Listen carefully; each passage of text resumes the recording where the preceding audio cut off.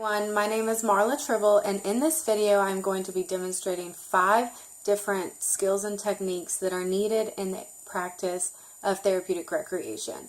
The first skill is going to be front loading, followed by cognitive retraining. Next is going to be reminiscing therapy. The fourth is interviewing skills, and the fifth is debriefing skills. So hope you enjoy. Thank you. And today I'm going to be doing the procedure of front loading through jumping jacks. And do you remember how we practiced jumping earlier this week? Yeah. You're going to be using those same techniques except in a different way. So jumping jacks is a physical activity that works all the muscles in the body. You can make this activity easier or harder depending on the population. So first we're going to start by standing with your feet together and your hands down by the side.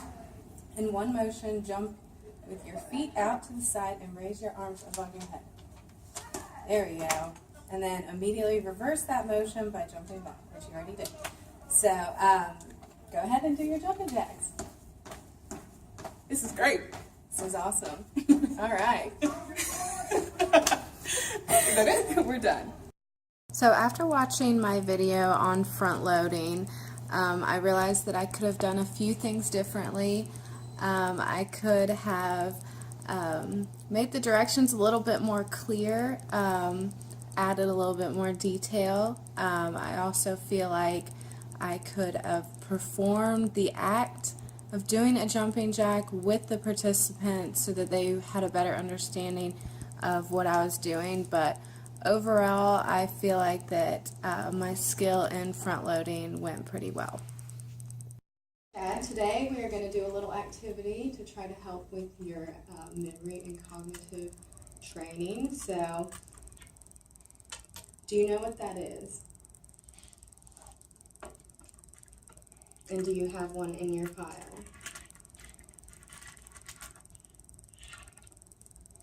Good. Now do you know what it's called? It's a dime. And do you know how much it's worth? 10 cents. Very good. Do you know what that is?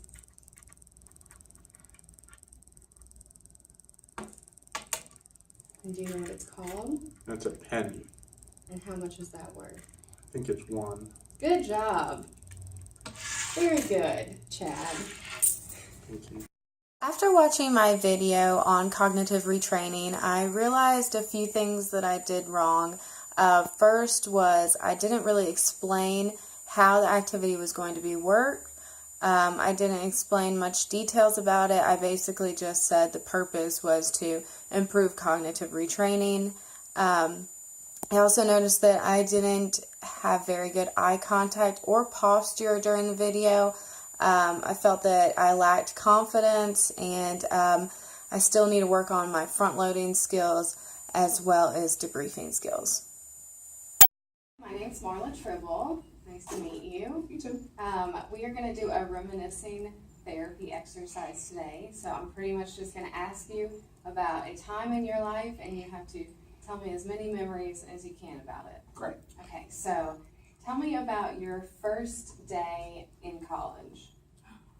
I was so nervous. I was so nervous, and I knew I didn't know anybody because I came from high school and whatnot, and I knew everybody in high school, but whenever I got here, I knew I wouldn't know nobody. But then whenever I got here, I met my roommate, and she was awesome, and it made me feel a lot better because we had a lot of things in common, and her mom was cool, and my mom was cool, so it was great. That and it was a really, really pretty day. Really pretty. Awesome, thank you. Mm-hmm. So after watching my reminiscing technique video, I realized that I did not ask the participant their name at the beginning of the session. I basically introduced myself and then moved on to the purpose of the activity. This really has to be improved because when you don't ask for a participant's name, it comes off as that you don't care or you're not interested. So I really need to improve that. I did feel like I improved my eye contact in this video. However, during the video, the participant really took control of the session. which I guess is the point of reminiscing therapy, is to get the participant to remember as much as they can about their situation. So I felt that that was a good use of this technique. Hello, my name is Marla Tribble. I'm a therapeutic recreation specialist at this facility.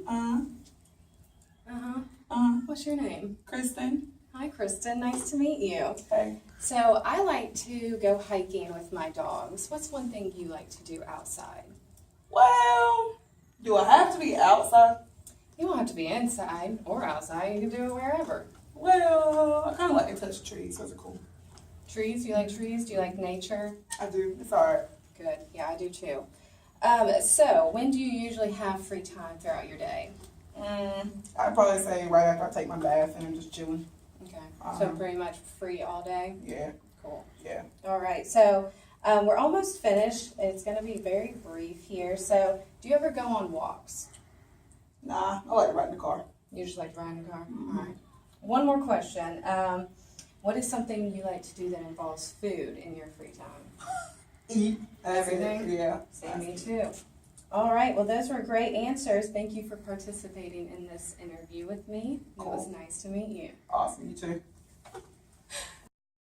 So at the beginning of my interviewing skills video, you can tell I'm very nervous. I'm stuttering a lot and I'm not making much eye contact.